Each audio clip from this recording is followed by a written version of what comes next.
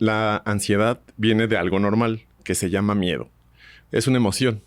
Todos tenemos miedo porque el miedo es una emoción básica, es una emoción que nos sirve para defendernos, que históricamente en la evolución de las especies ha servido para que cuando se aparecía frente a ti una bestia, tú sintieras miedo y entonces hicieras eso que se llama fight, flight or freeze, o sea, ataca, quédate congelado para que no se mueva o échate a correr según como tú veas a la bestia que te está atacando, ¿no? Que había personas que estaban teniendo esos ataques de pánico por acordarse no del temblor del 17, sino del temblor de 1985. Claro. O sea que años después, ese temblor les había reactivado una serie de ansiedades que ya tenían guardadas, medio contenidas, más o menos estables, y que el temblor del 17 se las volvió a encender. Pero la mayoría de las ansiedades empiezan más o menos, de los trastornos de ansiedad empiezan en la adolescencia, a principios de la edad de adultos jóvenes, pero hay muchos grupos de ansiedad o trastornos de ansiedad que empiezan desde la infancia.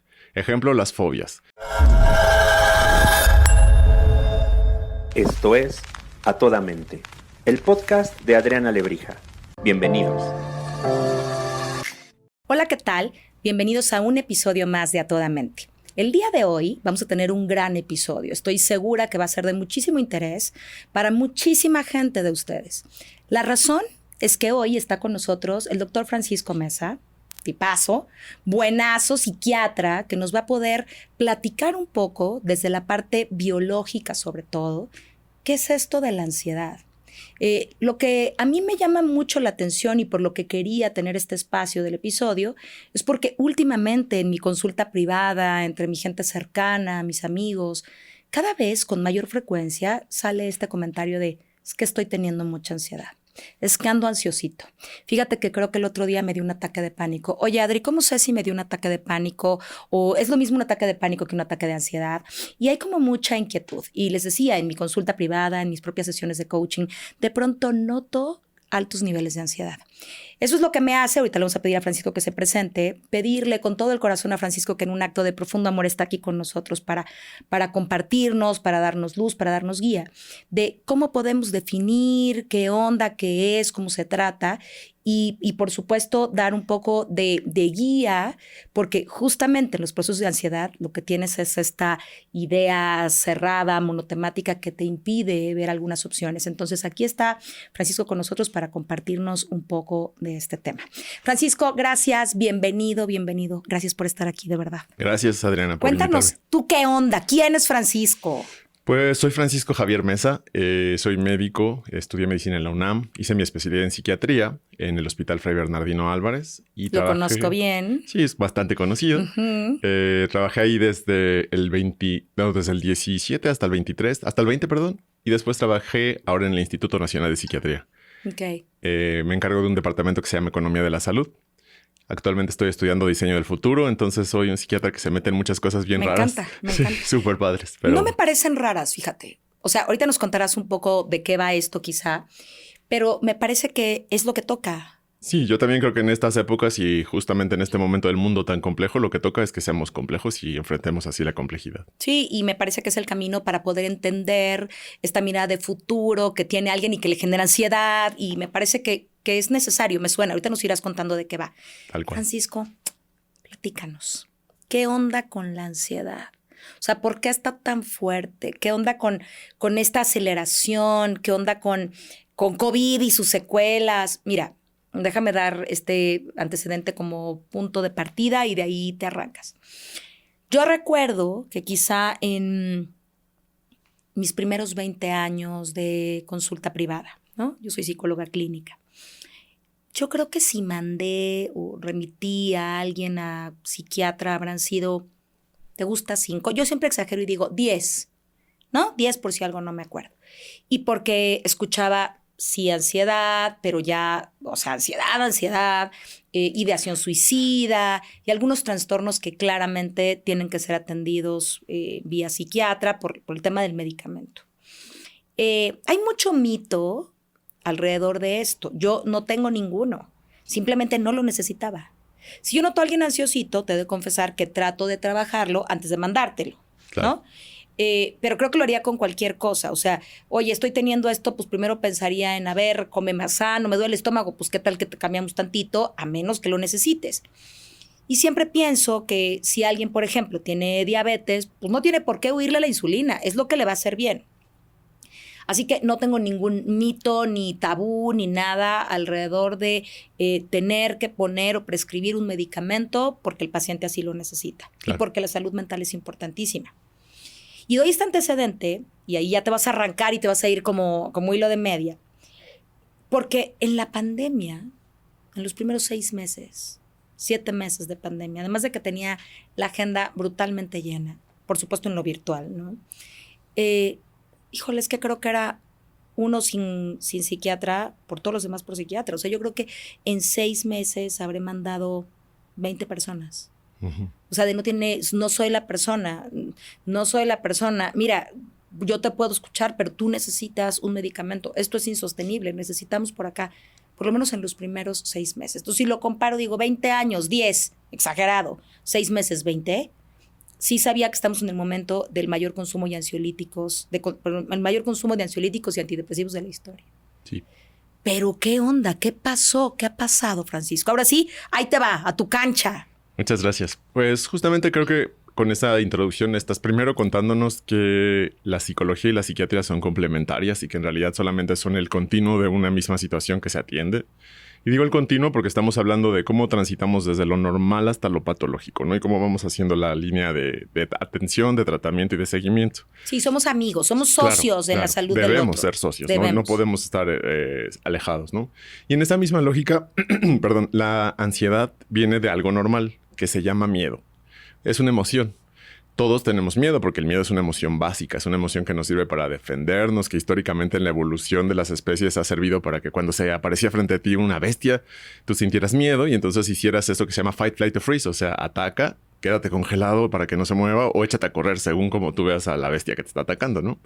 Pero el miedo duraba poquito porque si lograbas escapar de la bestia, pues se desaparecía el miedo, ¿no? Duraba algunos minutos, algunos segundos, te servía. Y si te comía, pues ya ni modo, ya que ni ansioso, ya valió. Exacto, te servía para algo.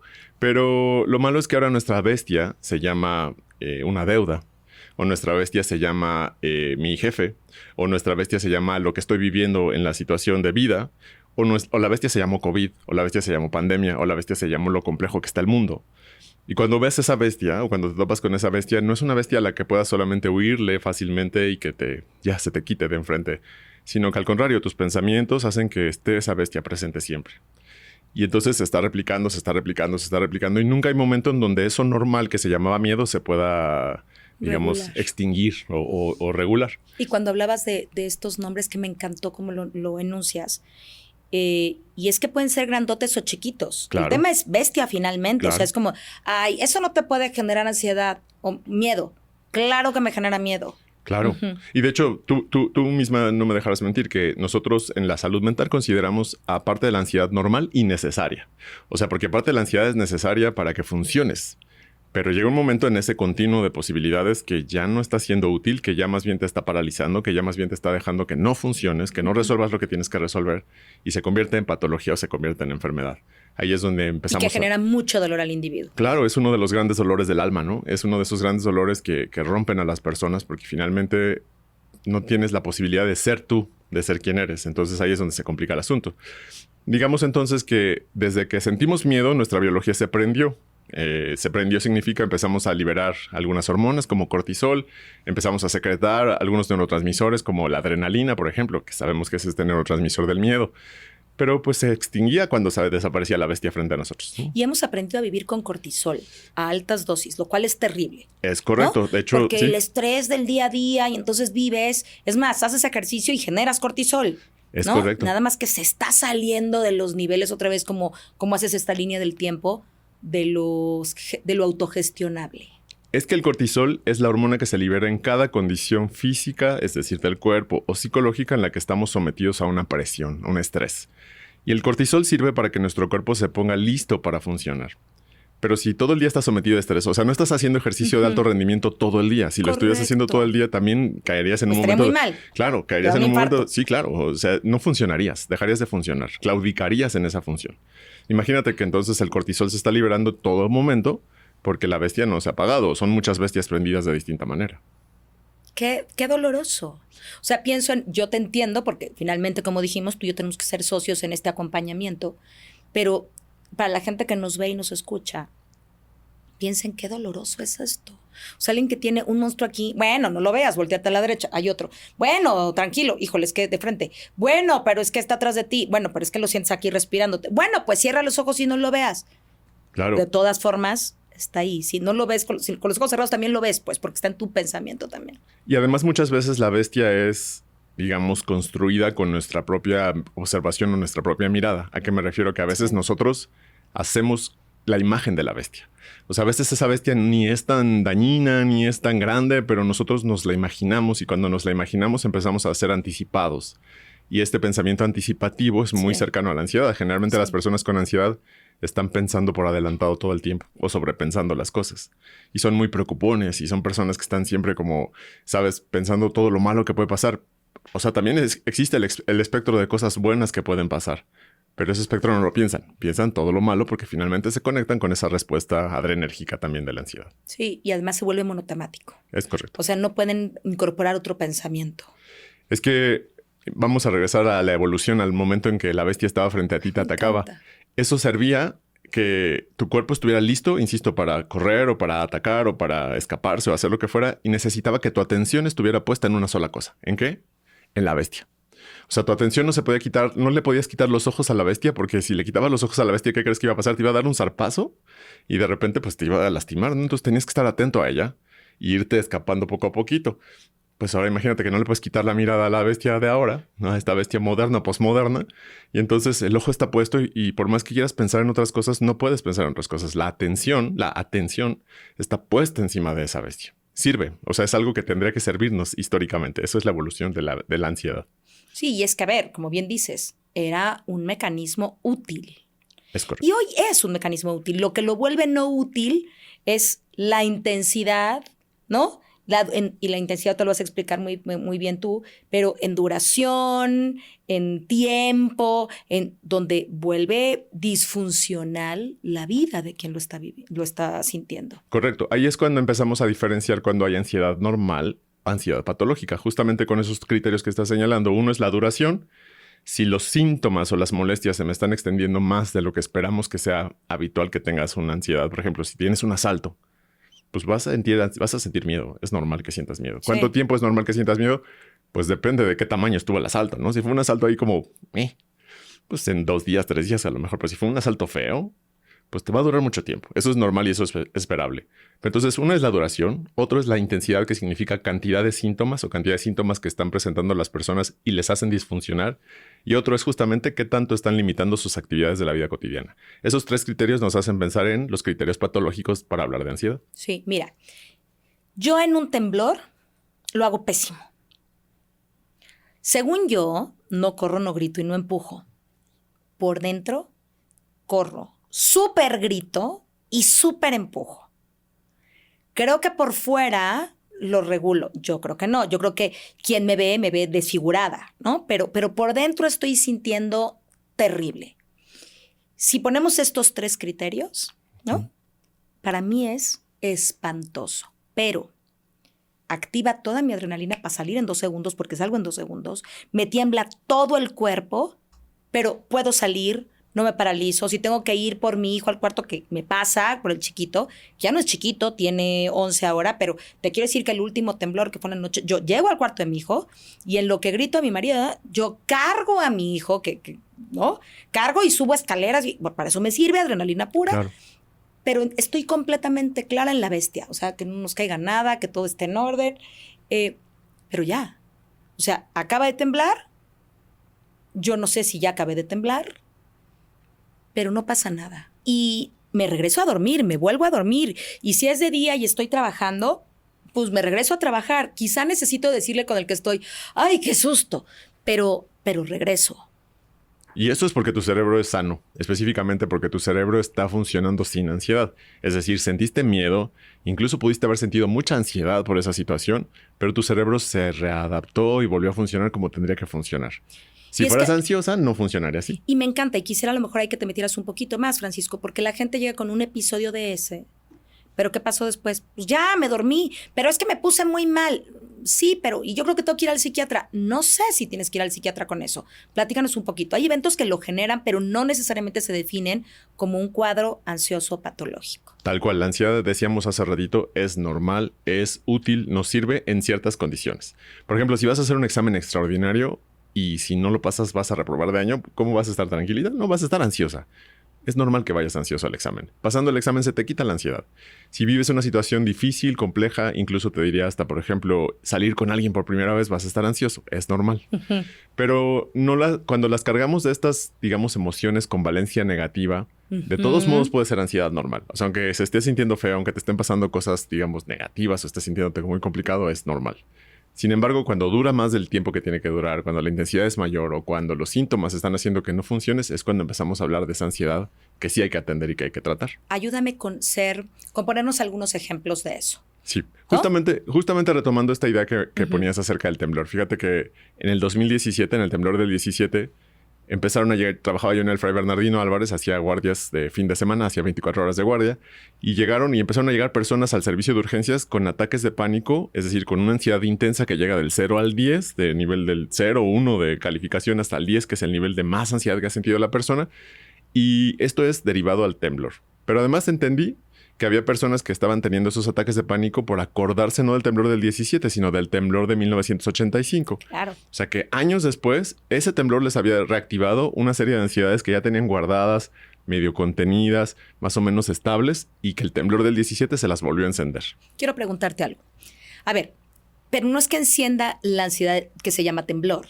Enciende esa y 1, 2, 3 por mí, por todos mis compañeros, ¿sí? O sea, la de la relación que se perdió, la de angustia existencial, la de no tengo trabajo, ¿sí? Correcto. Es que una herida abre todas las heridas. Es Platícanos decir, de eso, algo lastima, algo te lastima, y si tu herida no se ha cicatrizado bien, pues va a doler en todo el cuerpo, va a doler en general en toda el área.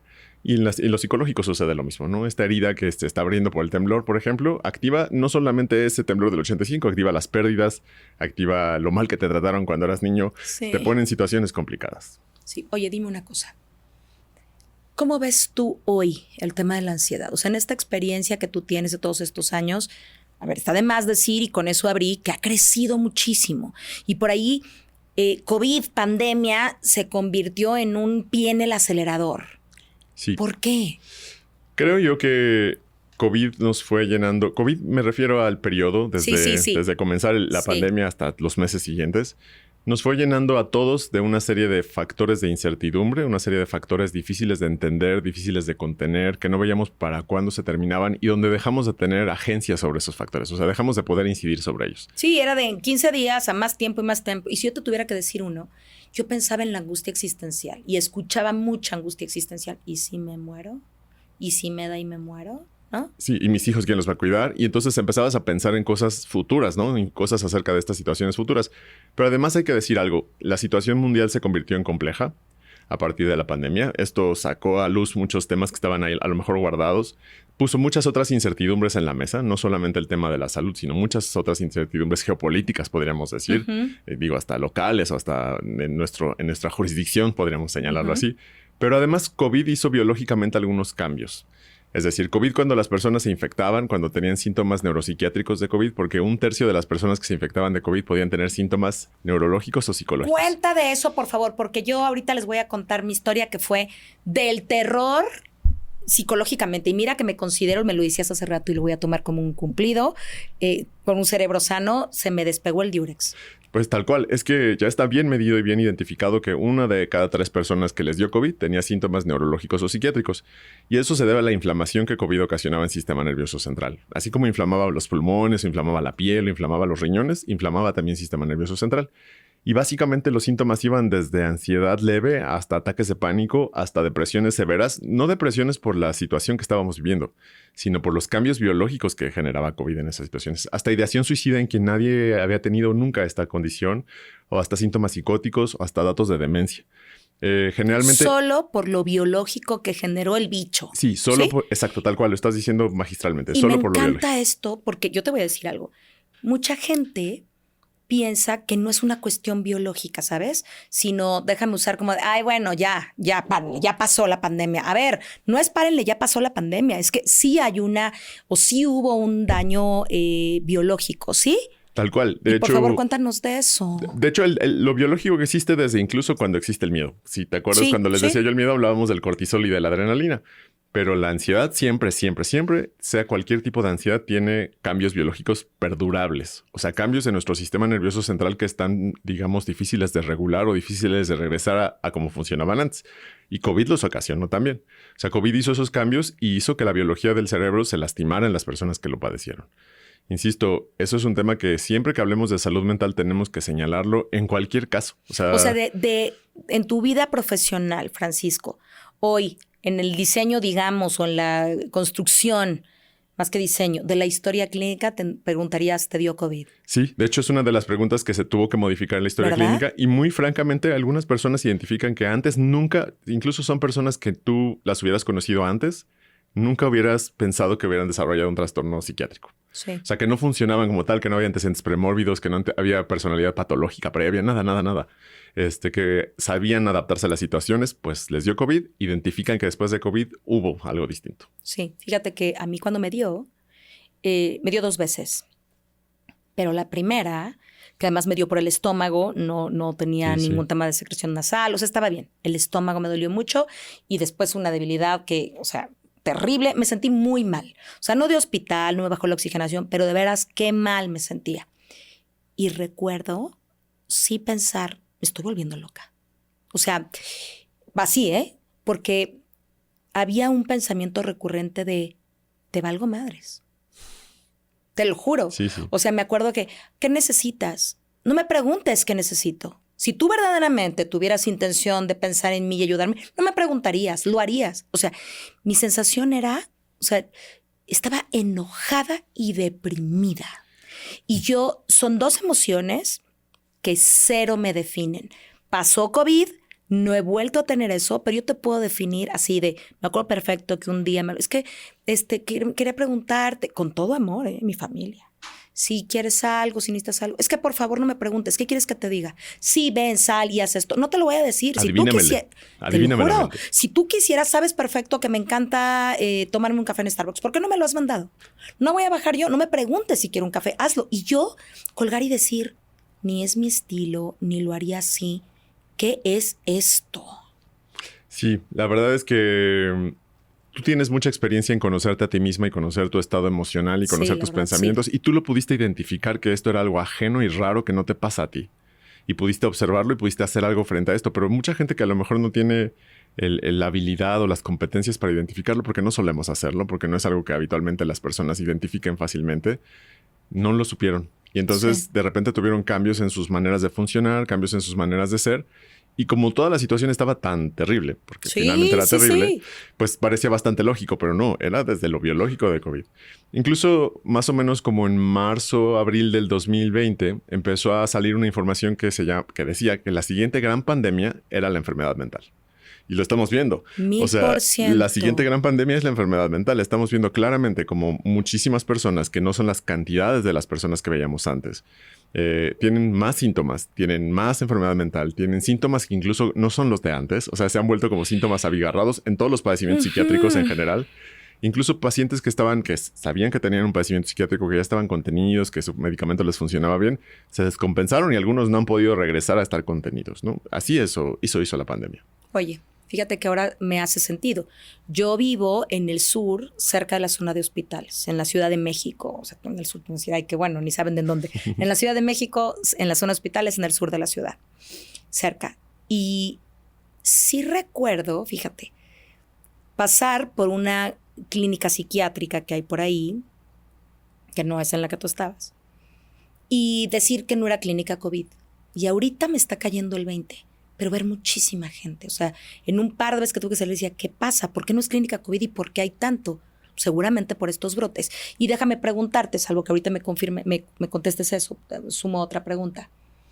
¿Tienes más consulta que antes? Sí, yo creo que todos los especialistas, y con eso estoy incluyendo a psicólogos, psicoterapeutas de salud mental, de repente nos vimos no solo rebasados, sino un poco completamente, hasta diría yo, paralizados con esa cantidad de pacientes que teníamos. En la pandemia era entendible desde el punto de vista de que pues todo estaba muy mal, ¿no? Pero después de la pandemia siguió. O sea, no ha sido Estás algo que... full de trabajo. Sí, no es algo que haya remitido. No es algo que puedas decir, claro, regresé a tener las mismas pacientes que antes. No, estás todavía con muchos pacientes. Este es un tema donde... Y no va a cambiar, Francisco. No lo sé. O sea, un poco pensando acerca del futuro, justamente... Fíjate, creo que hay algo que agregar que me gustaría no dejar de tocar. La verdad es que el punto bueno es que ahora hablamos más de salud mental. Chócalas.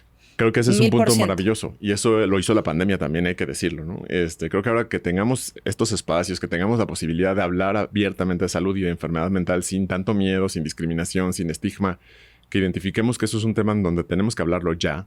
La verdad es que ya nos estábamos tardando. Eso lo hizo COVID también, ¿no? Ese es su punto bueno. Sí. Entonces, ¿qué tanto vamos a regresar? Yo espero que bajen las cantidades de enfermedad, pero que no dejemos de hablar de salud mental. O sea, que sigamos hablando de salud mental desde esa perspectiva, ¿no? De hablar de ella y hacerla parte de nuestras vidas. ¿Te imaginas el día en que vayamos a un check-up de salud mental? O sea, que llegues a una consulta increíble. y vengas y digas, vengo a hacer un check-up, ¿no? ¿Y que tienes algún problema? No, solo a que me revises a ver si estoy bien de salud mental. Me encanta. Fíjate que ahorita que lo dices, me estaba acordando de mi ginecólogo. Nunca le he preguntado por qué dejó de hacerlo. Ha sido mi doctor los últimos 20 y tantos años, no sé, 30 años. Es mi doctor desde hace muchos años. Y recuerdo una época, hace muchos, no COVID, muchos, quizá 20, no sé, muchos, que tú llegabas a su consulta y primero te atendía un psicólogo. Okay. Y luego te revisaba él. Y de pronto se quitó. No sé. Wow. Sí, no sé si su versión, le voy a preguntar, pero no sé si a lo mejor la gente le dice, ¿por qué me pasas con el psicólogo si yo no estoy, y que no tuviera como el eco?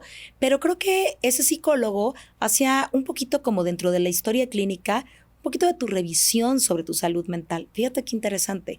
Y lo tenía yo en el cajón de ni me acuerdo, pero le voy a preguntar. Pero claro, estaría increíble que pudiéramos llegar a ese punto donde esto sea cada vez más normalizado. Fíjate, el otro día me decía alguien, a ver tú qué piensas, me pareció bien interesante. Decía, a ver, ¿qué pasa si alguien que se dedica a la salud mental como nosotros, O sea, ¿qué pasa si alguien se encuentra en un centro comercial, en un restaurante, a su gastro?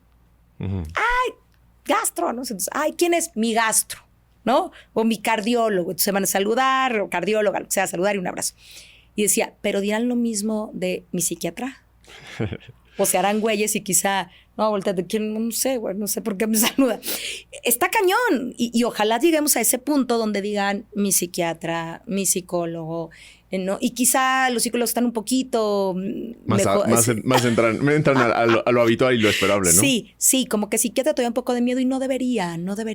Es correcto. La verdad es que creo que en este punto positivo de cómo se ha transformado la salud mental, sí nos ha dado esa posibilidad de ser más, digamos, pertenecientes a la estirpe médica. Uh-huh. Y digo pertenecientes a la estirpe médica porque antes los psiquiatras éramos los apestados, ¿no? Básicamente los que nadie quería ver porque pues ya si vas al psiquiatra es porque ya de plano estás en la peor de las condiciones, ¿no? No, ya el psicólogo es de locos, pero el psiquiatra ya es de no, por favor, ni te acerques. Y claro que no. Claro, y además había gente que llega y dice cosas como, yo no creo en los psiquiatras. Y entonces pues, tienes que contestarle, yo no soy un acto de fe. O sea, yo soy un médico que hizo una especialidad en una rama de la medicina que se llama la salud mental. No es algo que tenga usted que creer o no. O sea, nadie dice, yo no creo en mi cardiólogo, ¿no? Yo no creo en los cardiólogos. Imagínate esa locura. Bueno, a mí me lo acaban de decir hace nada en una reunión.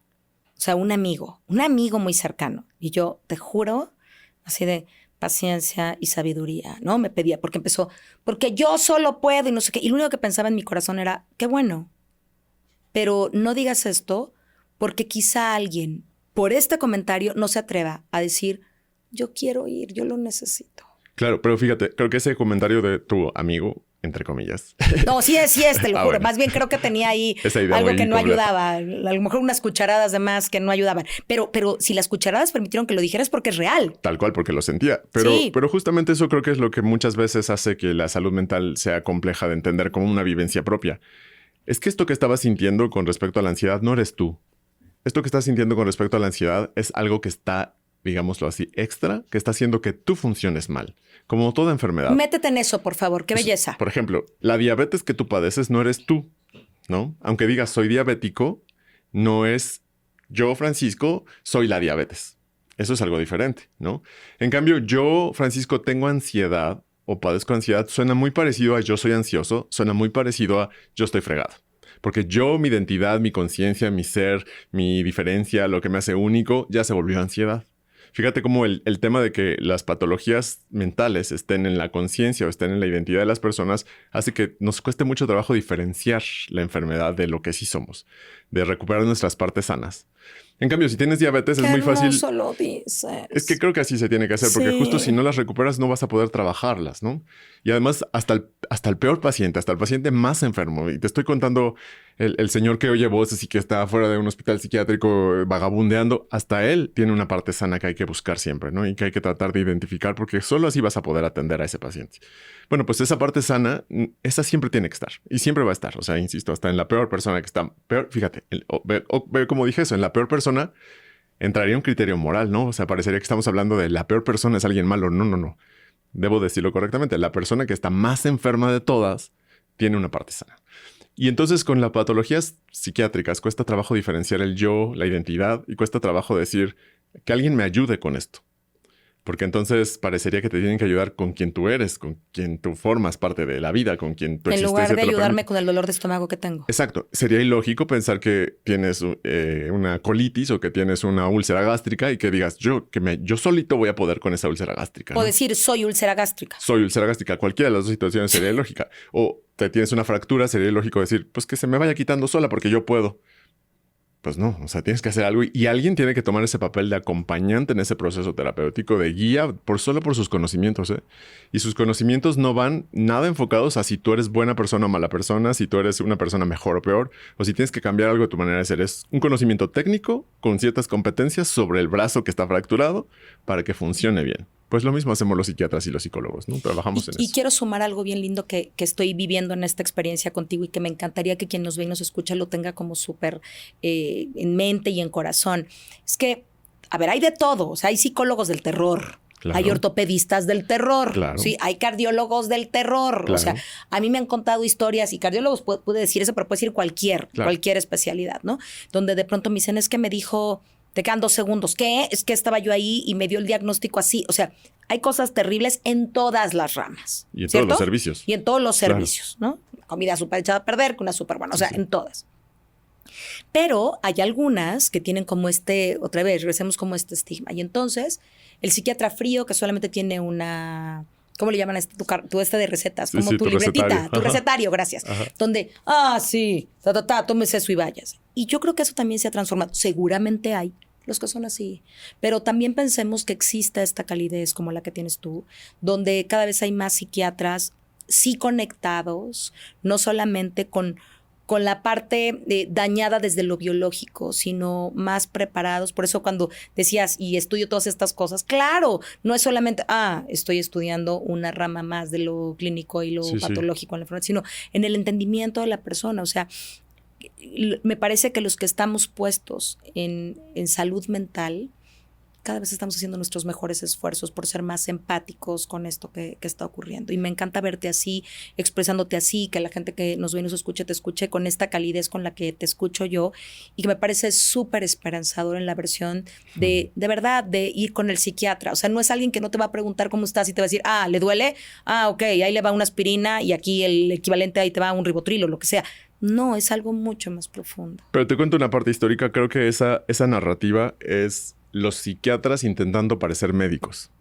Y digo intentando parecer médicos porque finalmente los psiquiatras tenían que históricamente, digamos, darse forma de alguna manera, porque como es algo tan etéreo, darle ciencia. Tienen que darle ciencia, y darle ciencia era ponerse en ese papel de le voy a recetar esto porque existe algo que le puedo recetar. Es que hacía 50 años no había nada que te podían recetar. Fíjate cómo un poco lo joven que es la especialidad, o lo joven estoy hablando de 100 años, no crees que estoy hablando de 10 años, ¿no? Pero las otras especialidades médicas tenían terapéutica desde hace mucho tiempo y tenían un cuerpo consolidado de funcionamiento.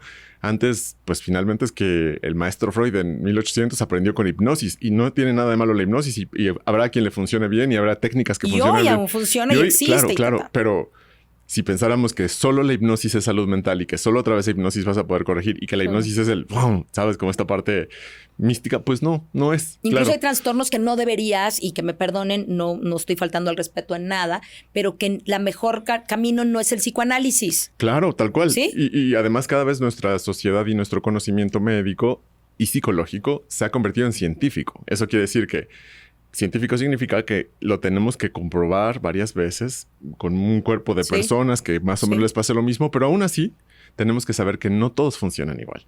O sea, que habrá quien, por más raro que sea, a él le funciona esto y nosotros tenemos que tener la apertura de identificar qué le funciona a cada quien. Entonces, ahí es donde lo psicológico se vuelve complejo porque pues ojalá pudiéramos decir, a ver, los que están tosiendo, levanten la mano, les damos esta medicina, los que están... No podemos. O sea... No, y ¿sabes qué me gustaría sumar a eso? En esto que decías, y qué lindo lo describes. Me acuerdo que una vez me quedé ronca en una conferencia. O sea, iba a dar una conferencia y de pronto... Bueno, no iba, ya la estaba dando y de pronto ronca. ¿Qué? Una ronquera así de... Era un grupo pequeño, me acuerdo de sin micro y de pronto, échenme el micro. Y luego así, ronca. Entonces le hablé... No era una conferencia, un taller. Le hablé al otorrino y le digo, oye, estoy súper ronca, pero de en 3 segundos. O sea, estoy fatal y estoy en una conferencia. No podía nada, en una plática. Me dice, cómprate un omeprazol. Yo me acuerdo que dije, mejor dime que no me quieres consultar, ¿no? O sea, en mi mente fue, o sea, te pago la consulta, eres mi médico, pero no me mandes un omeprazol. Y me dijo, esto es reflujo. A ver, no es reflujo. O sea, no es reflujo porque es reflujo. Es que el reflujo me dio toda una explicación. Seguramente por como le narré que me había pasado. Me tomé un omeprazol y como por arte de magia, 5 minutos después yo hablaba. Claro. Y entonces, esto tiene que ver también con este entendimiento y pensar que el médico, bueno, estás la garganta, entonces miel, estoy inventando. O sea, entendamos que también todo ha venido evolucionando y hay otros caminos. No todo el ronco necesita una medicina para la ronquera. O sea, definida en garganta, pues. Puede ser otra cuestión. Y creo que eso es lo que vuelve difícil algo como la psiquiatría también. Claro, es que además creo que tu médico te conocía. Y es decir, te conocía significa tu médico tenía un conocimiento más amplio de ti que solamente una parte de tu cuerpo, que fuera lo que hacen los otorrinos, o tenía un conocimiento más profundo en tu manera de funcionar. Sí. Y es que eso lo tendrían que hacer todos los especialistas que atienden personas, y con eso incluyo a todos los especialistas que atienden personas.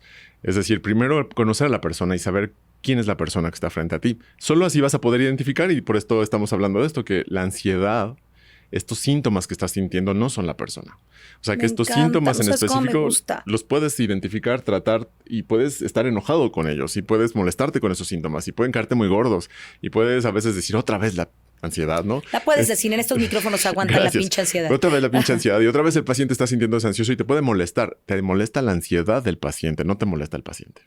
Y eso hay que hacerlo como diferencia, ¿no? Y tú como individuo podrías molestarte con la ansiedad, podrías tener oso, pero no odiarte, porque entonces es echarle un nuevo ingrediente a tu dolor. Claro, porque entonces tu dolor se convierte en estar odiando a esto que además te pasó y parece como una situación que hizo que ya no pudiera ser nunca más el mismo. No. Posiblemente te va a modificar y te va a cambiar cosas, pero tú eres tú y tú vas a seguir siendo la misma persona, ¿no? Me encanta. Oye, déjame preguntarte algo. ¿Cuál es el pronóstico de un paciente con ansiedad? ¿Cuál es el camino que deberíamos de seguir? Son 2 preguntas, el camino y el pronóstico. Quizás deberíamos centrarnos en... Entonces la ansiedad es un síndrome. Eso quiere decir que tiene un conjunto de síntomas. Venga, me encanta. Esos síntomas o ese conjunto de síntomas van a dar nombre a ciertos distintos trastornos. Por ejemplo, trastorno de ataque de pánico o ansiedad paroxística, trastorno de ansiedad generalizada o fobias, por ejemplo, solo por poner algunos. Si quieres, un día hablamos de cada uno de ellos para darles forma acerca de esos trastornos. Pero en general ese grupo de síntomas te va a dar distintos diagnósticos, distintas posibilidades de nombrar la ansiedad, porque se manifiesta de formas diferentes. El pronóstico depende mucho, primero, de en qué condiciones se genera la ansiedad, es decir, no es un pronóstico en general para todo el mundo.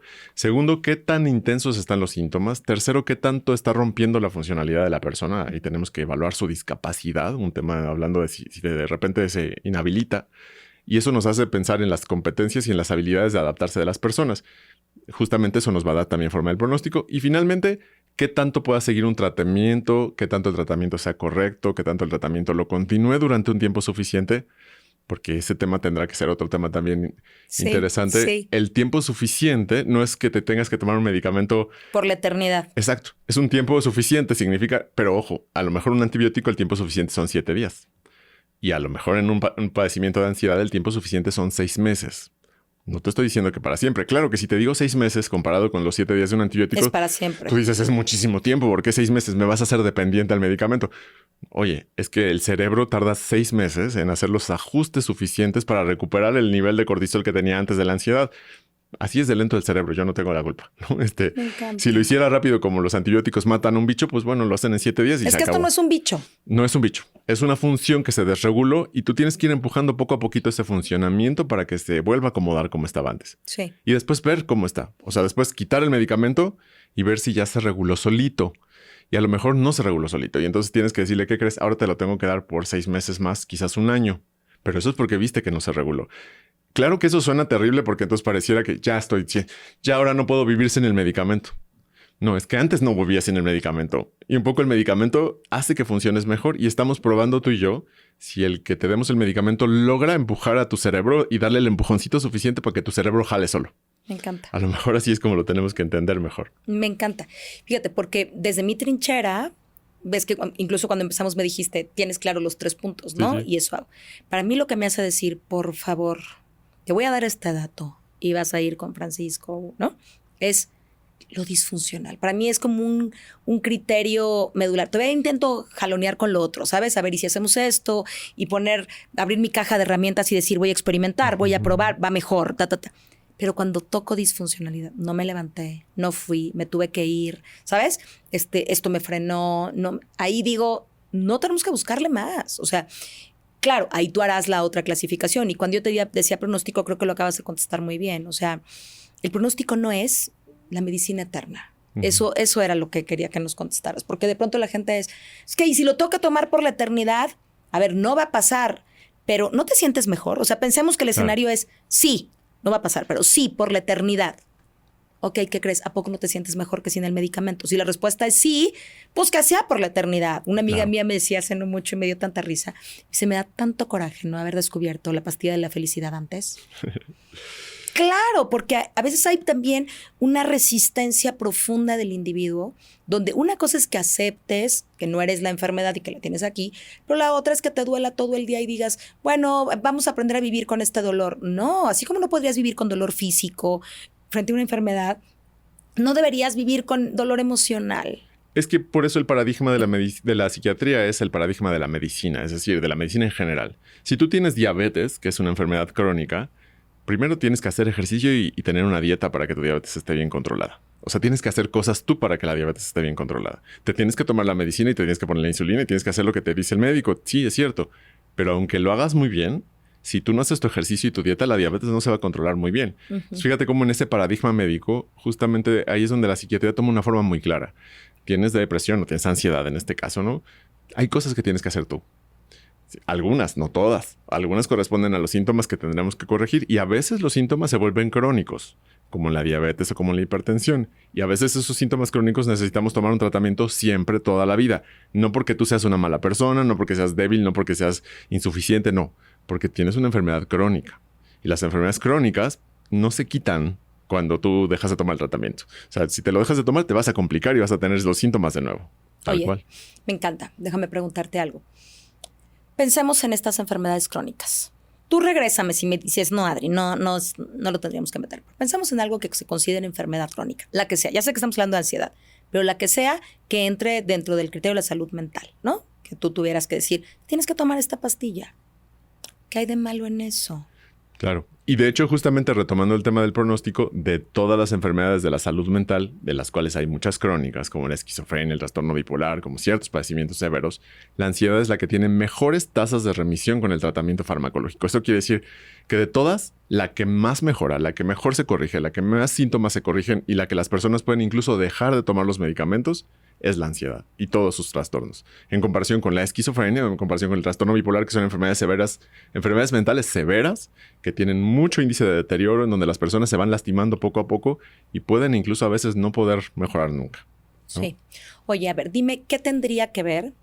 Sobre todo porque a lo mejor estoy pensando en que para ti y para mí sea tan natural el concepto, que a lo mejor nos estemos saltando algo y que alguien que nos escuche nos vea diga, pero entonces tengo o no tengo ansiedad, no sé si tengo ansiedad. He sentido, ¿qué debería ubicar a alguien para decir, híjole, esto en cualquier momentito no es el temblor, ¿sabes? Donde, ay, qué miedo el evento, pero ya pasó.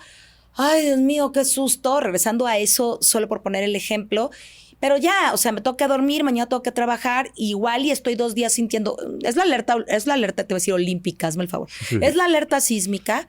Ah, no, sí, ando un par de días como muy alerta, ¿no? Regresando a la bestia que decíamos al principio. Muy alerta. Sí es, no, es un claxon. Ah, ok. Sí es, y entonces me meto a bañar un poco inquietita de, ay, no vaya a sonar la alerta, yo me estoy bañando. Claro, porque también pienso que siempre tiembla, pero que cuando tiembla fuerte, pues tiembla otros días. Pero hay un racional que no me quita lo funcional y yo desayuno normal y como normal y duermo normal. ¿Qué debería la gente decir? Híjole, yo creo que debo de ir con un psicólogo o ir con un psiquiatra o estoy médico, dejando incluso te diría yo. un médico, ¿no? Me encanta.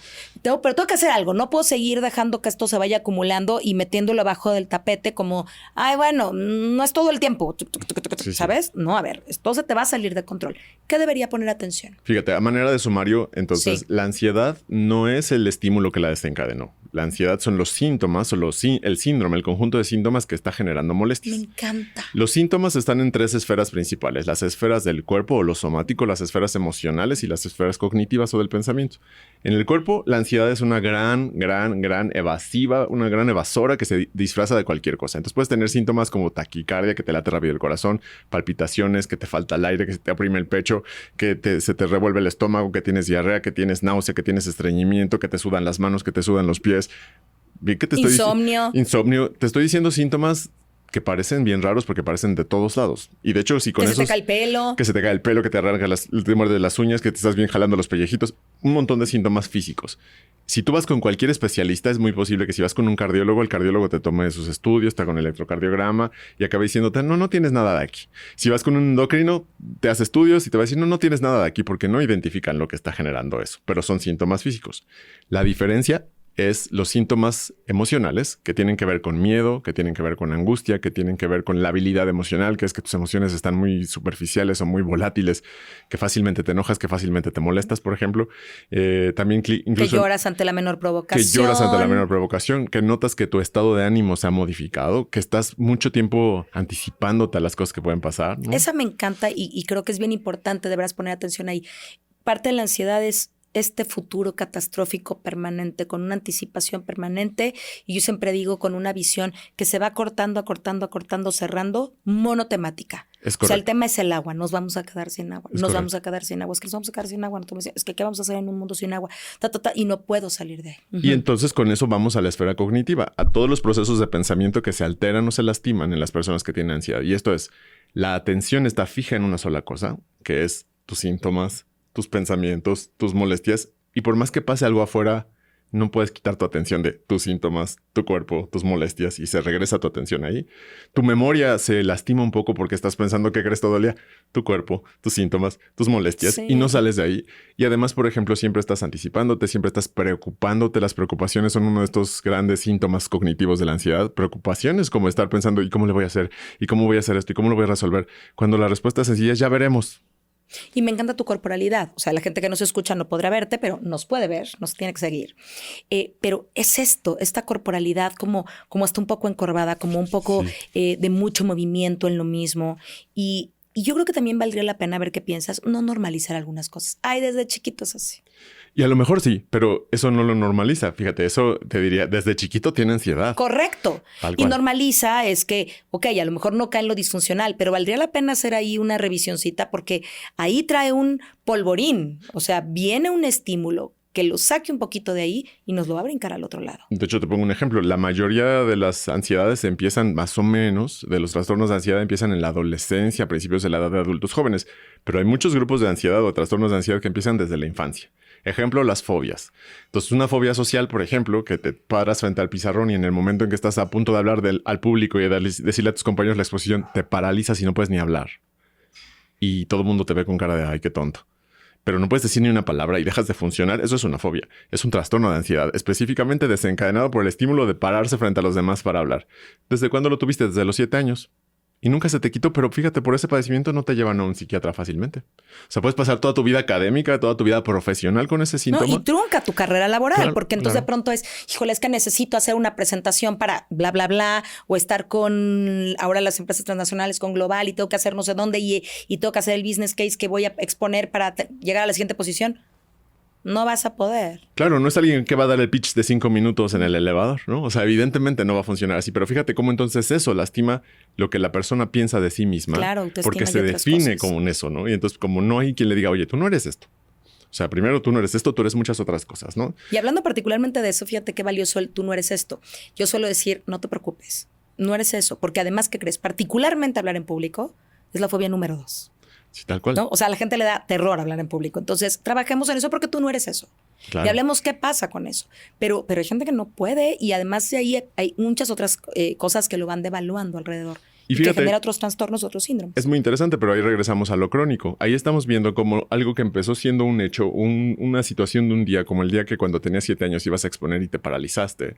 Poco a poquito, con repeticiones, con situaciones muy similares, con eventos repetitivos, se va convirtiendo en un padecimiento. Y se va convirtiendo en algo que modifica la biología paulatinamente, como así es la vida, porque la biología se va modificando con el tiempo y con las experiencias. Así crecemos, ¿no? Y así aprendemos los seres humanos. Nuestra biología va cambiando. Y ahí empieza la enfermedad también. O sea, nuestra biología se va abigarrando, se va haciendo un camino raro. No hay nadie que te contenga ni que te diga, no, mi amor, no pasa nada. Tú sigue, tú adelante, vamos a empezar a ensayar en la casa que expongas. No hay nadie te lleva al doctor, nadie te corrige esa parte médica. Pues la biología hace caminos. Se van haciendo, ¿no? Y se hacen caminos patológicos a veces. Súper. Que es durísimo. Claro, pero Y eso además es es... súper interesante, ¿no? Sí, pero eso es, creo que así entendemos ahora la salud mental. Creo que finalmente es que gracias a todo lo negativo que nos ha pasado en los últimos años, históricamente, pues entendemos a la salud mental así, ¿no? ¿Qué debería hacer? A ver, pensemos, ya hablamos un poco de pronósticos. Hay otra cosa que me gustaría que la gente que nos escuche y nos ve pudiera tener claridad. Fíjate. La línea entre ansiedad y ataque de pánico. Da para otro episodio y Sí. por favor concédenos ese espacio. Sí, con gusto. Pero un poquito como... No sabes cómo me lo preguntan, no sabes cómo. Es que no sé si tuve ansiedad o tuve pánico. O los dos, porque puede tener los dos. Seguro. Claro. Mi respuesta es quizá los dos. Sí, quizás. ¿Sabes? Pero un poco que te escuchen eso. Más o menos yo lo explico de una manera muy simplista, pero también muy de imagen o con un imaginario. Imagínense un semáforo del 1 al 10. Imagínenselo con colores si quieren, donde abajo está el color verde, el más limpio, el más puro, y el 10 es el peor color de todos y es el rojo, ¿no? El que tú quieras poner.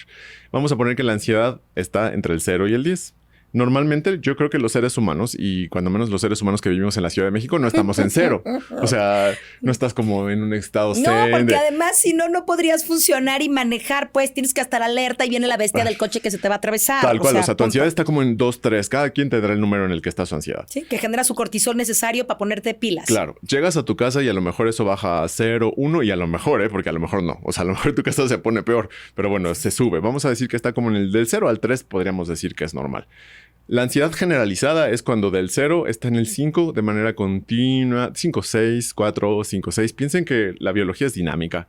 Es decir, siempre está haciendo esta fluctuación, ¿no? Y el que baje tantito, que baje a 4 no es que ya se te quitó. O sea, es que mejoraste tantito y que a lo mejor un domingo se te baje hasta 2, no es que ya se te quitó. Es que dinámicamente se está moviendo y se está acomodando, ¿no? De acuerdo al cuerpo. Pero incluso tu constancia no es ese 2, tu constancia más bien es ese el 6. Exacto. ¿No? Exacto. Sin constancia, pues, Acabas de pero, decir la palabra importante. Hay que ver dónde se localiza constantemente o más regularmente el número de tu semáforo que estamos haciendo y con eso diagnosticas.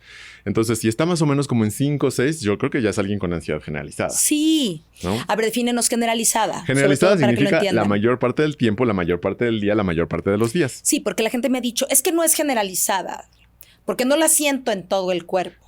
No, y ahí justo decía yo, hay muchos síntomas de muchas partes del cuerpo, ¿no? Y no es que no la sientas en todo el cuerpo, la sientes en todo el cuerpo, solo que registras como síntoma solamente el sudor de las manos, pero no significa que el resto de tu cuerpo no esté respondiendo, solo que lo que más llama tu atención es el sudor de las manos o el movimiento de tus piernas o el tic que tienes, pero hay algo ahí. ¿Y qué crees? La ansiedad es una tramposa elusiva. Eso quiere decir que de repente tú le dices como médico, como psicólogo, oye, eso se llama ansiedad. Y ese sudor que tienes en las manos, esa ansiedad, ella va a hacer esto. Ah, bueno. Y ya no va a volver a tener sudor en las manos. Y entonces va a ir a otro lado el síntoma.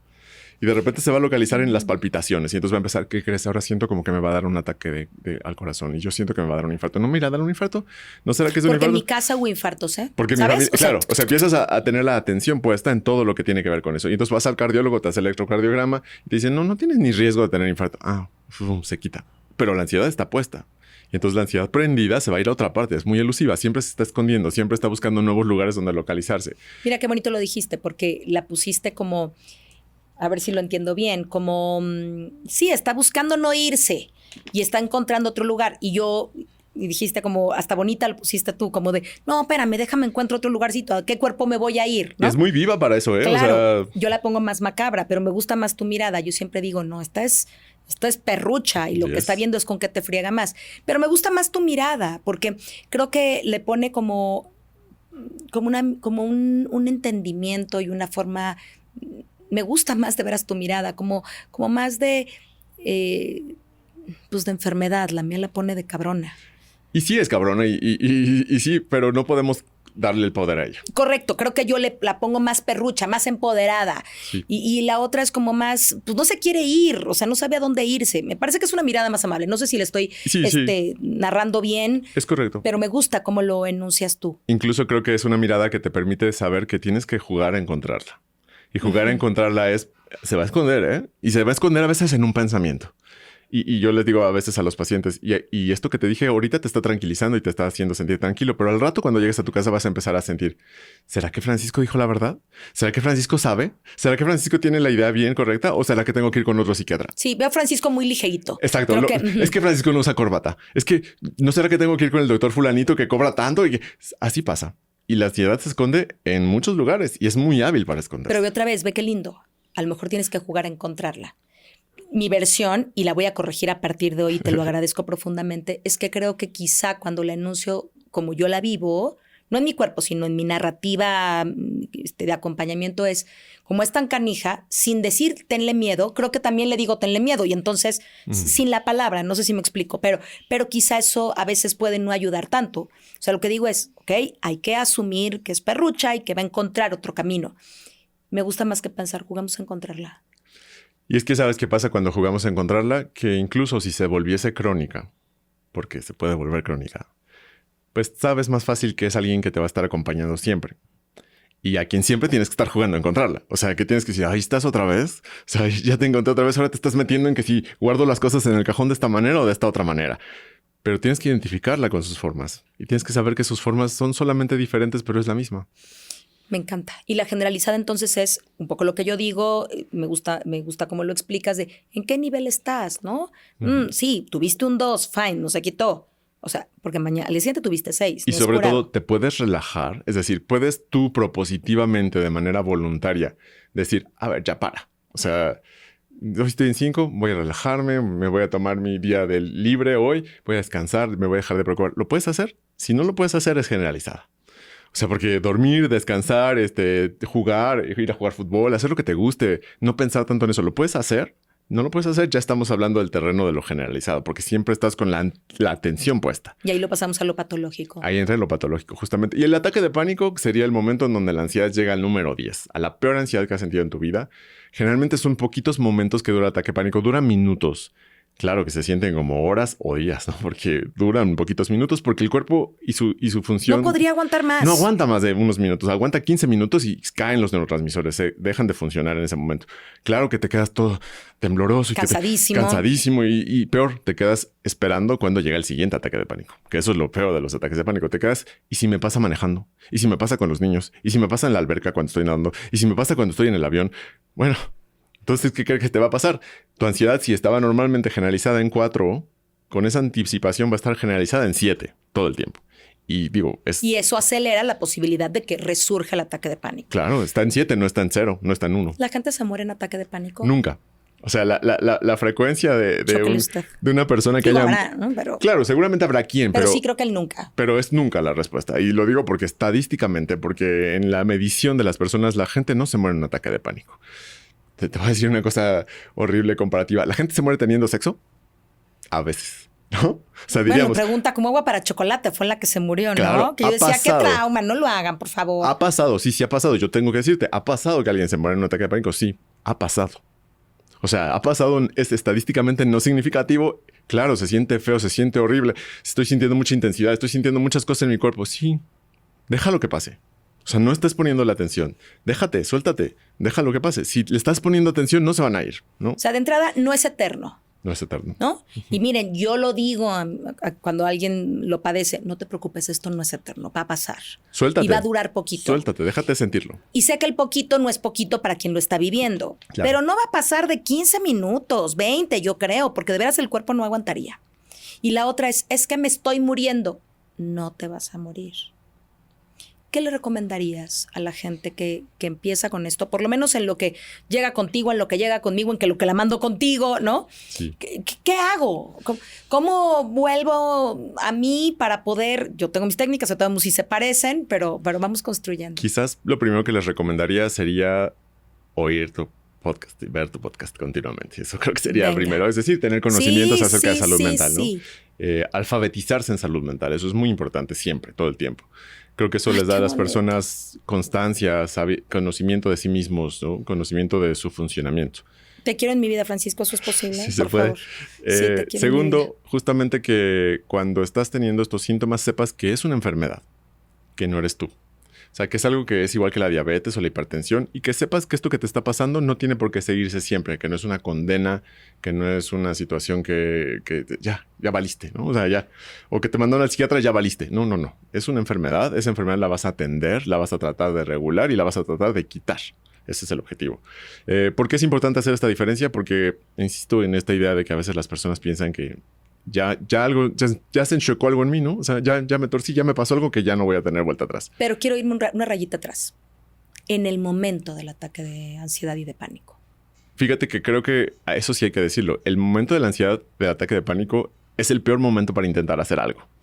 Porque finalmente es que está el ataque de pánico pasando. Pero sí hay técnicas que pueden hacer que en ese momento trates de que la ansiedad pase más rápido y disminuya. Después un poco. pedirás ayuda, después llega contigo, pero en ese momento. Exacto. Primero, saber que estás en un lugar donde tú te sientes seguro. O sea, por ejemplo, si te agarra un ataque de pánico en la calle, pues vete a un espacio en donde tú puedas estar lo más seguro posible, ¿no? En un espacio que conozcas, en un espacio que te sientas cómodo, lo cual no quiere decir no salgas de tu casa nunca, sino busca estos espacios. Si No, estás y en la calle no te sientes cómodo, no te sientes seguro, pero ahí hay una banqueta en la que me puedo sentar. Eso ya Exacto. se convierte en un Exacto. espacio de comodidad. Exacto, no te quedes a la mitad de la avenida parado con el ataque de pánico. Muévete a la banqueta porque te tienes que poner a salvo primero, ¿no? Si tienes que buscar ayuda, busca ayuda. Si tienes que decirle a alguien, me ayuda tantito, me está pasando algo, busca esa ayuda, no pasa nada. Al contrario, yo creo que las personas van a saber más o menos intentar ayudarte de alguna buena manera. Segundo, recuerda que esto que te está sucediendo mientras estás teniendo el ataque de pánico se quita. Tercero, trata de hacer uso de tus recursos disponibles para poder hacer frente a ello. Y el único recurso que seguramente vas a tener disponible es tu respiración. Ay, gracias. Quería que llegaras ahí. Yo lo primero que digo es, te lo juro, por favor, respira. Sí. Respira. De verdad es tu recurso más poderoso, porque lo que haces es hiperventilar. Sí. Entonces, en la hiperventilación no vas a poder hacer mucho. Estás incluso poniendo más cortisol, más susto, oxigenando mal. Por favor, intenta respirar. Respirar súper profundo y sacarlo despacito y muévete a un lugar seguro. Seguro es la banqueta. Claro. Seguro es el restaurante, aunque no tengas que pagarlo. Seguro es meterte a tu coche. O sea, el lugar, llega a un lugar, por favor, lo más seguro que el que estás. Claro. ¿No? Y porque además, fíjate lo que me he dicho alguna vez. Pues si tengo ansiedad, no veo el lugar seguro. Te lo juro. Es o me lógico. generó ansiedad que no estoy en un lugar seguro. Sí, pero puede haber una banqueta. Sí. ¿Sabes? Puede haber un faro de luz. O sea, aquí está oscuro. Ok, ¿dónde está la esquina? Ese es un lugar más seguro. Es que la Busca palabra un creo espacio seguro. que tendríamos que utilizar en eso es asegúrate. Es decir, no busques un lugar seguro, sino siéntete seguro como lo sea posible. Por ejemplo, siento que me voy a caer, siento que me voy a desmayar. Siéntate en el piso de una vez. O sea, si sientes que te va a pasar eso, no estés parado. O sea, siéntate en el piso. Si te caes, ya te caíste en el piso y te acostaste, ¿no? Acuéstate. O sea, pero fíjate cómo es, asume el control de ciertas situaciones, asume el control de lo que sí puedes Ay, modificar. qué bonito. Yo no digo asume el control, pero lo voy a usar. O sea, yo digo esto de ponte en un lugar seguro, ¿ok? Me parece que un cambio importante puede ser Asegúrate. asegúrate, porque eso te va a dar un poquito una sensación de control. Claro, Porque ahí lo que sientes es que no tienes. Y el control, lo que sí les digo es tú sí puedes controlar tu respiración. claro. Respira. Ahora, una técnica de respirar es respirar en una bolsa de papel estraza, dentro de la bolsa de papel estraza vacía, como las de pan, pero sin pan. Quiten todo y respirar dentro de la bolsa. hacer las respiraciones dentro de la bolsa. Como son respiraciones superficiales, para quien todavía no sepa hacer como una respiración abdominal, una respiración diafragmática, esa respiración superficial va a hacer que la respiración vaya tomando control nuevamente y que ocasione un cambio químico en la respiración, bueno, en ciertas partes de la respiración, que haga que el ataque de pánico baje. Entonces, pero es una bolsa de papel de estraza porque tiene digamos, el dinamismo suficiente la bolsa para entrar y salir. En cambio, una de plástico se queda pegada. Entonces no sirve. Oye, déjame preguntarte. ¿Qué tanto, esto no sabía, está padrísimo esto que dices. ¿Qué tanto, es pregunta, decir, híjole, a mí me da esto, ya dijimos que la enfermedad la vamos a poner afuera, pero a mí me dan estos ataques, quiero que me den menos, estoy trabajando en ello, voy a traer una bolsita de papel estraza en mi cartera? ¿Es una opción o es como de estoy llamando al ataque o puede ser un anclaje? No. Es un rompas en caso de emergencia. Ok, un rompas en caso de emergencia. Es como las personas que traen sus gotas de ansiolítico en la bolsa por si les da el ataque de pánico. No, o tus gotas de la alergia. No estoy pudiendo respirar Tal y me cual. voy a echar mi medicina de la alergia. Tal cual. Y muchas veces las personas ansiosas te van a decir, ¿sabes cuánto he usado las gotas que traigo en la bolsa para la ansiedad? Nunca o una vez, pero traerlas en la bolsa me hace sentir que si pasa el ataque de pánico, voy a dejar que pase. Súper. Entonces la respiración, Sí. tu bolsita. Sí, insisto, tener el pensamiento, esto va a acabar, esto se quita, no me voy a morir de esto, ¿no? Tratar de tener esa conciencia muy clara y dejar que pase. La verdad es que flojito y cooperando sería la respuesta. O sea, me encanta. Suéltate, ¿no? Me encanta. Y ya te pregunté si pueden morir de eso y la respuesta es no. Y yo lo he dicho, Uh-huh. Pero quiero que la respuesta clínica, porque yo creo que a lo mejor sale una novicita de, sí, pero tú no eres médico. ¿Sabes? En este cambio de lugar. Esa es la ansiedad que se está escondiendo. Ese cambio de ahora la ansiedad está en el pensamiento. Ni es médico, güey, ni sabe. Uh-huh. ¿No? Ok. ¿Qué te gustaría? O qué, sí, compartir que yo no te he preguntado y que digas, no, creo que Adri, aquí hay un punto súper importante. Bueno, creo que hemos tocado muchos temas muy importantes. Quizás solo me gustaría tener la idea de que la ansiedad se cura. O sea, y digo cura. Es decir, estoy ocupando esa palabra para hablar de que de los padecimientos psiquiátricos, si bien hay ansiedades que se pueden cronificar, la ansiedad tiene muchas posibilidades en la ciencia, en el conocimiento científico, de que con un tratamiento adecuado por el tiempo suficiente, la ansiedad se quite por completo. O sea, ya no tengas ataques de pánico, ya no tengas nuevamente ansiedad generalizada nunca en tu vida. Y quiero agarrarme de eso para sumar y tú me dices si es correcto. Cuando decías con el tratamiento adecuado, esto no es un chocho. Y con eso empezamos tú y yo al principio, ¿no? Uh-huh. Esto es trabajo. ¿Sí? Sí, o sea, correcto. Es trabajo personal, es autoconocimiento, es alfabetización emocional, es vencer muchas cosas, trabajar algunas heridas primarias, traumas, porque si no, disminuimos la posibilidad de trabajarlo, porque si no sale por ansiedad, saldrá por otra parte. Claro, es que estamos hablando de una situación de complejidad, o sea, una situación donde muchos factores convergen en un resultado. Puedes mover un gran factor como son los medicamentos, es decir, lo biológico, pero no son todos los factores. O sea, estás moviendo uno muy importante. Puedes mover la herida primaria si es un factor muy importante, pero no son todos los factores. Puedes mover que ya no tiemble nunca más en la Ciudad de México. Ojalá. Pero no lo podemos asegurar, ¿no? Pero no son todos los factores. Mientras más factores sumes, vas a tener más probabilidades de que esta ansiedad se corrija. Me encanta. La ansiedad es un tema multifactorial, claro, y su tratamiento es multifactorial. Claro. Y fíjate por qué lo quería poner cuando viste la pauta. Yo he tenido gente que me ha dicho en algún momento, voy a ir con un psiquiatra. ¿Está bien? Que me dé una pastilla y san se acabó. No, es que esto no es san se acabó. Es como de ya, me rindo y voy a ir con el psiquiatra a que me dé las pastillas que ya con eso acabe.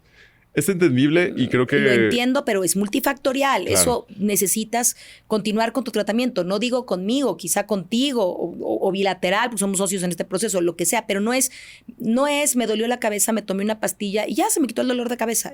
Hay que seguir chambeando. Creo que quien habla ahí en ese caso es la ansiedad. Sí. Es decir, está tan ansioso que lo que quisieras es ya nada más que me den algo para que se me quite. Y que no me estén preguntando que si mi mamá me quería o no me quería, ¿no? Sé, o sea, ahí vamos un poco con, ¿sirve entonces esto para esto? No en el momento. Justamente es que lo que creo que tenemos que señalar también como otra idea, a lo mejor grande para la ansiedad, es que es dinámica. Dinámica se está moviendo, tiene muchas formas, toma muchos sentidos, es una traviesa que se esconde. Pero dinámica también es, pues habrá un día donde amaneciste pensando en que si tu mamá te quería o no te quería y eso te puso muy ansioso. Habrá un día que me digas, ay, no, ya sé que sí o que no, ¿no? Y que me da igual.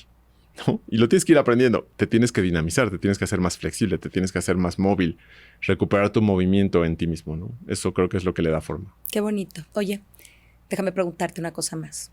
Hablemos de las drogas. Yo he tenido casos donde el disparador es alguna droga. Pero antes no me pasaba nada si me echaba un churro y ahora eso me despegó. Uh-huh. ¿Qué onda con eso? Depende qué droga. Droga, alcohol. Claro, hay unas del terror, Claro. pero pensemos en unas más... no quiero meterme en el terreno de lo suave o lo no, pero no estamos hablando de fentanilo, pues, ¿no? O sea, hay que pensarte marihuana, una super jarra. Te voy a poner o un sea, ejemplo fácil y que te sí. va a dar como ese sentido de lo que creo que estás buscando. Un medicamento recetado por los médicos que se llama salbutamol para las personas que tienen asma puede ocasionar ataques de pánico. Es un efecto secundario. ¿Por qué? Porque el salbutamol tiene que ver con una regulación adrenérgica y en esa No regulación pensé. adrenérgica puede darte ataques de pánico. Incluso puedes desencadenarte ataques de pánico aunque nunca en tu vida los hayas tenido y estuvieran como ahí guardaditos en esta multifactorialidad y el Sí. día que te das un inhalador de salbutamol, estás teniendo un ataque de pánico. ¿Es culpa del medicamento? No. El medicamento lo desencadenó. Pero ya no te daríamos más salbutamol. O sea, sería una tontería estarte dando salbutamol porque cada vez que te das salbutamol te da un ataque de pánico, ¿no? Y quita drogas, pon un de estos, ¿cómo se llaman? Estas Una bebida bebidas energética, energéticas. tal cual. O sea, justamente era el complemento de ese ejemplo, ¿no? Es, pues si te la tomas y en ese momento estás todo acelerado, ¿qué crees? Ya no te la tienes que tomar, ¿no? Hay gente que toma bebidas energéticas todo el día y está, mira, como si nada. Oye, yo lo sugiero como un anticipado, aunque el otro no le dé. O sea, le digo nada más que porfa, en este momento en el que estás, pues no le entres a un churro que te va a relajar. No sabemos si te va a relajar, ¿sabes? Claro. No tomes más café. O sea, Claro. date tantito chance. No le entres a la bebida energética. No le entres a nada que en este momento te acelere. Sí, yo lo digo ¿Es de una otra buena forma. medida? Yo no soy moralista en términos de haz o no hagas, pero sí soy quien, si quieres un cerebro que funcione bien, pues primero tienes que conocerlo y saber cómo funciona. Y para eso tienes que saber de ti mismo. Y entonces saber cómo funcionas con una copita de esto, cómo funcionas haciendo esto y conocerte. Si no te conoces, pues te vas a descompensar fácilmente. Entonces Sí. ya decidirás si usas o no usas. Sí, no lo digo en la versión Sí, moralista sí, para sí, nada, sí. pero me gusta mucho. Lo que digo es como, ahorita que estamos averiguando que estás Límpiale. aquí, claro, límpiale. No le entres a nada que pudiéramos ver. Claro. O sea, después ahí le vas midiendo. Pero si acabas de salir ayer de esto, no taches, soy una bebida, ¿sabes? O la semana pasada, o sea, 3 días. Y el tema de nuestra sesión hoy es el ataque que tuviste. Porfa, no me lo cuentes mientras te echas una bebida energética. Es ¿sabes? parecido a Porfa. cuando alguien llega a consulta y trae 15 medicamentos que le han recetado distintos médicos y se toman los 15. La verdad es que lo primero que tengo que decirles es, ¿y si quitamos todos?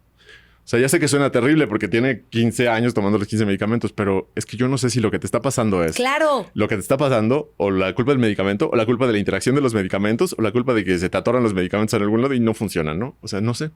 Sí, La para verdad es mí que no tiene puedo que ver decirlo, con ¿no? eso, más que con un tema moralista, es como quitemos todo lo que podría ser. Y déjame poner un ejemplo parecido a este. Es como si dices, no duermo bien, porfa, no tomes cafeína. O sea, ahorita averiguamos, Claro, pero claro. no te eches un café antes de dormir, porfis. O sea, tú sabrás si te lo quieres echar porque en tu versión nunca te ha hecho daño el café, pues dale, pero ¿y Y si hay gente probamos? que toma café hasta las 2 de la noche y al segundo se duerme sin problema. ¿eh? Claro, pero ¿y si probamos? Si estás teniendo Sí, insomnio sí. y estás tomando cafeína, me No suena ayuda. que la cafeína no ayuda. Sí. Un poco Dicen. decide, ¿no? Dicen por ahí.